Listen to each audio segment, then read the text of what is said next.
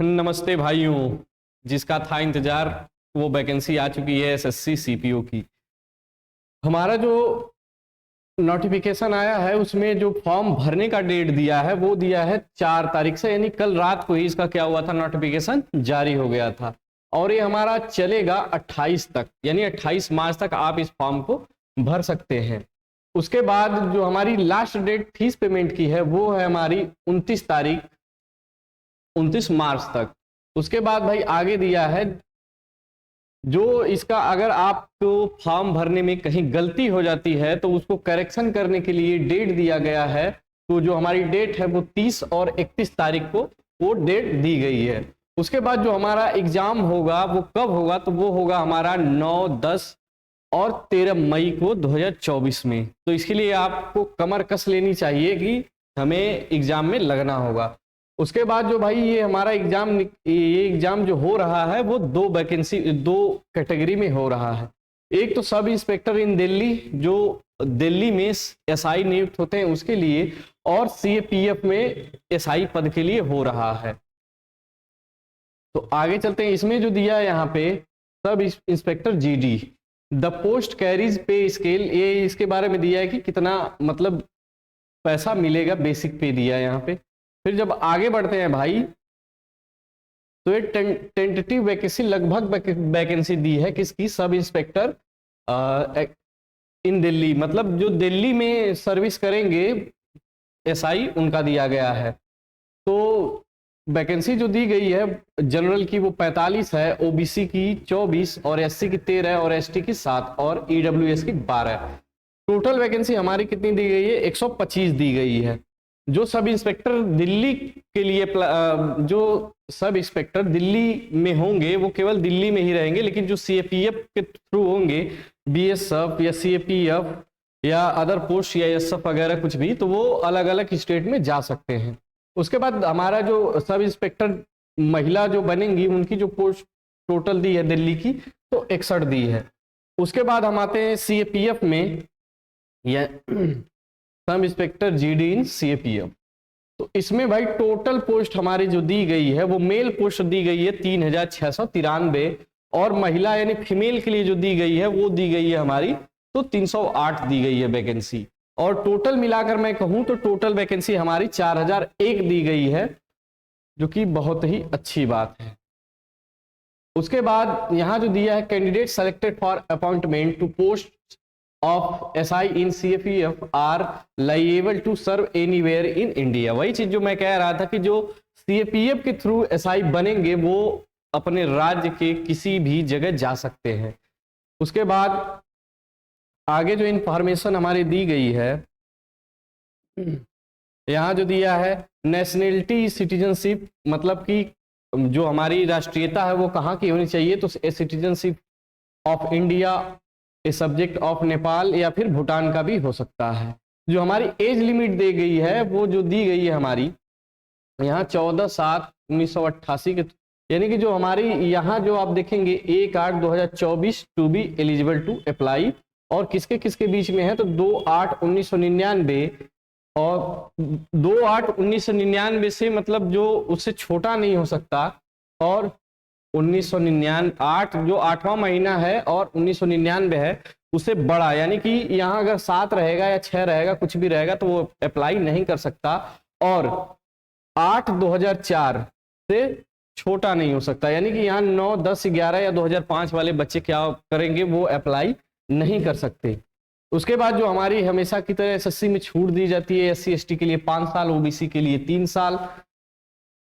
उसके बाद आगे बढ़ते हैं। तो आगे जब बढ़ेंगे भाई एसएससी में इसका जो फीस है वो मेल के लिए कोई भी हो, जो एससी एसटी को छोड़कर जनरल या ओबीसी या उनके लिए क्या है, तो उनके लिए 100 रुपये है। महिलाओं के लिए और ईडब्ल्यूएस वालों के लिए, महिलाओं के लिए और एससी एसटी वालों के लिए क्या है कि फ्री में एग्जाम उनका भरा जाएगा। यहाँ पे जो दिया है यहाँ पे ही पेएबल आर 100 रुपये। Women candidates and candidates belonging to schedule caste यानी एससी और एसटी और ex serviceman eligible for reservation are exempted for payment of fees, यानी कि एक्स सर्विसमैन और SC ST और फीमेल कोई उनको फीस देने की कोई जरूरत इसमें नहीं है। इसमें और जो जानकारी हमारी आगे दी गई है यहाँ पे हम आते हैं। यहाँ पे सबसे अच्छी बात ये है कि जो हमारा SSC है वो पहले से ही एग्जाम कहाँ कंडक्ट कराएगा वो हमें जानकारी दे देता है, और ये स्टेट गवर्नमेंट की तरह नहीं है जो कि हमें फंसा के रखता है, पता ही नहीं चलता कि कहाँ एग्जाम हमारा होने वाला है। तो ये सेंटर कोड के साथ सारा चीज़ दे दिया है कि कहाँ कहाँ मतलब एग्जाम होंगे। उसके बाद जब आगे बढ़ेंगे हम तो इसमें आगे जो हमारा आता है कि पेपर कैसा रहेगा, तो पेपर इसमें 2 तरीके से लिए जाएंगे और हमारा इन दोनों के बीच में हमारा क्या होगा भाई, एक फिजिकल होगा। ठीक है, तो जो हमारा पेपर फर्स्ट होगा वो 200 नंबर उसमें रहेंगे, और जो हमारे मार्क्स रहेंगे वो भी कितने मार्क्स रहेंगे, तो 200 मार्क्स रहेंगे। और जो आपको ये समय अवधि इसमें दी जाएगी वो समय अवधि आपको 2 घंटे दी जाएगी।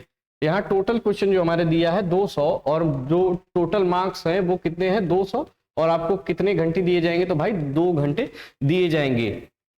आप एक क्वेश्चन सही करते हैं तो आपको 1 नंबर दिया जाता है, और आप यदि एक क्वेश्चन गलत करते हैं तो आपके सही मार्क्स में से 0.25 मार्क्स क्या कर दिए जाएंगे, कट कर दिए जाएंगे। और सबसे ज्यादा फायदा भाई एनसीसी वालों के लिए है, जो एनसीसी सी सर्टिफिकेट उसको प्राप्त है। यहां दिया है 10 मार्क्स यानी 5% ऑफ द मैक्सिमम मार्क्स, यानी कि जो हमारा 200 नंबर का पेपर हो रहा है तो उसमें क्या होगा कि जो एनसीसी सी वाले हैं उनको 5% की और अतिरिक्त छूट मिलेगी, यानी कि 10 नंबर को उनको क्या कर दिया जाएगा, उन्हें छूट दी जाएगी। और पेपर हमारे जो इसके बाद जो हमारे पेपर फर्स्ट के बाद जब पेपर सेकेंड हमारा होता है तो उसमें भी यानी कि ईच में दिया है यहाँ पे bonus marks in each paper, यानी पेपर फर्स्ट और पेपर सेकेंड, यानी कि जो एनसीसी सर्टिफिकेट वाले हैं उनको 10 नंबर बोनस में मिलेंगे पहले पेपर में और दूसरे पेपर में भी। जो एनसीसी बी वाले हैं उनको 6 मार्क्स दिए जाएंगे एक पेपर में, यानी 6 दूनी 12 नंबर। और जो एनसीसी ए सर्टिफिकेट वाले हैं उनको कितना परसेंट, 2%, यानी 4 मार्क्स एक पेपर में दिए जाएंगे। उसके बाद जब हम आगे बढ़ते हैं तो यहाँ दिया गया है कि जनरल नॉलेज में क्या पढ़ना है, जनरल अवेयरनेस में क्या पढ़ना है, उसके बाद क्वांटिटी एप्टीट्यूड इसमें क्या पढ़ना है। इंग्लिश कॉम्प्रिहेंशन, इंग्लिश भाई इसमें मस्ट है, इंग्लिश आपको पहले पेपर में देनी ही देनी है, लेकिन सेकेंड पेपर जब आपका होगा तो टोटल पूरा इंग्लिश का ही होगा, उसमें बाकी कोई सब्जेक्ट नहीं रहेंगे। यहाँ पे दिया है paper second English language and comprehension, ठीक है, तो उसमें कुछ भी नहीं रहेगा इंग्लिश के अलावा, यानी कि आपको सबसे ज्यादा फोकस आपके इंग्लिश पे करनी होगी। उसके बाद हम आते हैं अपने फिजिकल पे, यानी कि PST फिजिकल स्टैंडर्ड टेस्ट। तो उसमें जो है हमारे जो मेल कैंडिडेट हैं उनकी हाइट होनी चाहिए 170, और उनका जो सीने की चौड़ाई है बिना फुलाए हुए 80, और फुलाने के बाद कितनी होनी चाहिए 85। और जो हमारे कैंडिडेट्स जो हिल एरिया से और गढ़वाल, कुमाऊं और हिमाचल प्रदेश, गोरखा, डोगराज, मराठा, कश्मीर वैली, लेह लद्दाख और नॉर्थ ईस्टर्न और स्टेट्स एंड सिक्किम, जो ये यहाँ स्टेट से बिलोंग करते हैं उनकी हाइट 165, और जो सीने का है सेम है जो 80 और 85 होता है।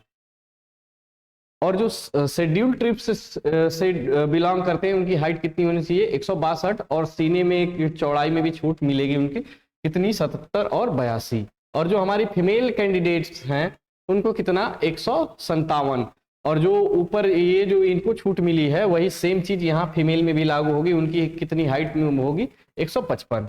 बाकी इसमें और फिजिकल में जो हमारा है, और वेट जो वो लोग नापेंगे, जो वेट हाइट के हिसाब से नापेंगे, दिया है ना corresponding to height for all post.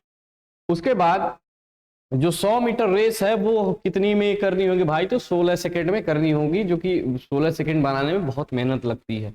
फिर उसके बाद 1.6 किलोमीटर रेस, यानी कि 1 मील रेस आपको 6.5 मिनट में पूरी करनी होगी। उसके बाद लॉन्ग जंप जो इसमें दिया है 3.65 मीटर इन 3 चांस, और हाई जंप जो दिया है 1.2 मीटर इन 3 चांस। और ये सब भाई आपको क्वालिफाई इसमें करना ही करना होगा। आप भले 200 में 200 नंबर ला दें और इसमें फेल हो जाएं तो आपको बाहर कर दिया जाएगा, और कोई रास्ता उसमें है नहीं। और सेम चीज वही फीमेल के लिए दी गई है, कितना 1600 मीटर 18 सेकेंड में, 800 मीटर 4 मिनट में, और लॉन्ग जंप जो है उनको वो 2.7 और हाई जंप 0.9 इतना उनको दिया करना होगा। और इसमें आगे बढ़ते हैं, आगे कुछ दिया नहीं होगा, सारा का सारा वही है। और एक चीज जो इसमें फोटो का चेंज हुआ है भाई, तो फोटो पहले क्या होता था कि अपलोड की जाती है स्कैन करके, लेकिन अब वैसा नहीं होगा। पहले क्या होता था कि मुगले आजम के जमाने का फोटो लगा दिए और वहां गए तो फोटो कुछ और निकला कुछ और, ठीक है। तो आपको क्या होगा कि तुरंत वहीं पे मोबाइल में ऐसे खींचकर तुरंत अपलोड करना होगा।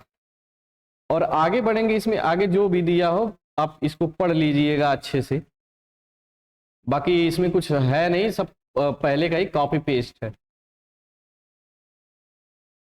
वही चीज है सेम। अगर लास्ट में फोटो के लिए हमें दिया होगा कि फोटो में क्या चेंजेस है। और ये जो एजुकेशन क्वालिफिकेशन दिया है, इसके कोड दिए हैं कि कोड क्या क्या भरना है। जो बीए है उसका 05, और बीए ऑनर्स जिसका है उसका 06, बीकॉम है तो 7 और बीएससी 8, ऐसे ही सब है। और यही चीज क्या है भाई फोटो में। अब फोटो जब अपलोड करेंगे तो उसमें ना ही आपको कैप लगानी है और ना ही गॉगल्स यानी ना ही चश्मा लगाना है, ठीक है।